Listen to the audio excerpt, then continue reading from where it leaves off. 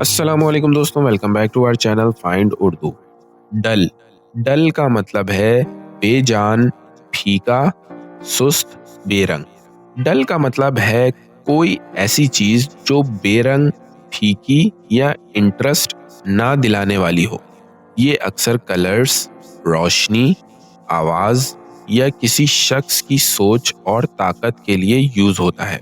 मिसाल के तौर पर, अगर आसमान बादलों से ढका हो और धूप ना हो तो कहा जाता है कि मौसम डल है।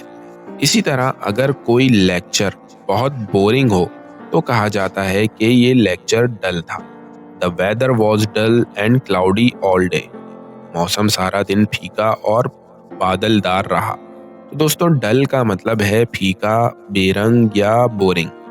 ये वेदर, कलर्स, पर्सनैलिटी और इन्वायरमेंट के लिए यूज होता है। उम्मीद है अब आपको डल का मतलब समझ में आ गया होगा।